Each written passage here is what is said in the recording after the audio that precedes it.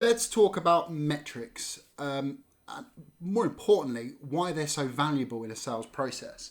Um, there's two reasons typically why people don't get metrics or why salespeople don't get metrics from the client. Number one is they don't ask, which is the most obvious one. And number two is that they give up when the client doesn't give it to them. We're going to talk through some techniques on how we can get metrics out of a client. But let's start by talking about the importance of metrics and what we mean by metrics. Metrics are fundamentally the way in which people substantiate or equate a number to a problem or an objective or a goal or a target.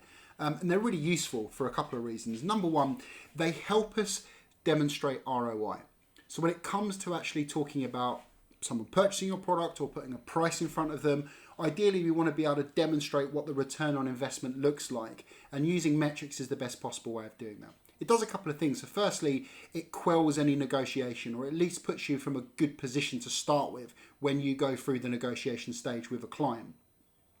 Number two is that more often than not, the people that you're selling to or the champion that you're selling to needs to sell this up the chain.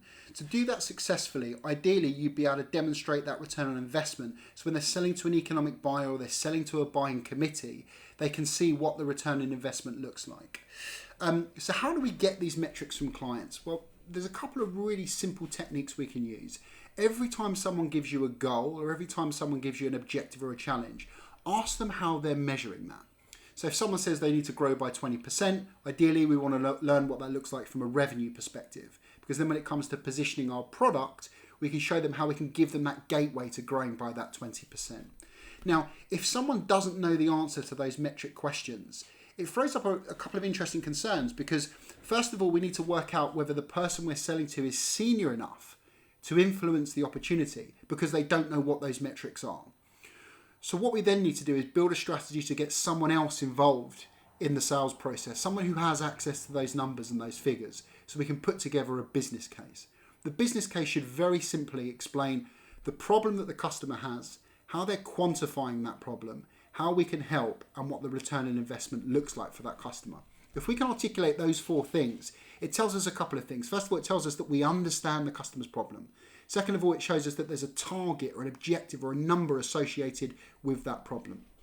And then lastly, it demonstrates how we can help and what the return on investment will look like when they implement your product or service. So metrics are absolutely critical in that stage for demonstrating value. And again, when it comes to negotiating, we want to be able to point to a number and say, by purchasing your product, we're going to help you achieve X, Y, Z. And ideally that being a number or a figure. Be careful with metrics, because there's a couple of things that people look for that don't always work out. Time as a metric is difficult to sell against because you can't quantify that with money. And percentages are difficult as well, again, because they don't actually have a monetary value associated with it. We always want to bring it back to revenue. That's either revenue that we can increase or revenue that we can save in the process. And again, then when it comes to putting that price in front of them, there's demonstrable ROI. So what types of questions should we be asking? Well, very simply, like I said before, it should be, how are you quantifying this problem? What's the target that's associated with that? What are the KPIs that are associated with that as well? How are you guys going to sell that up the chain? What numbers do you need to see access to?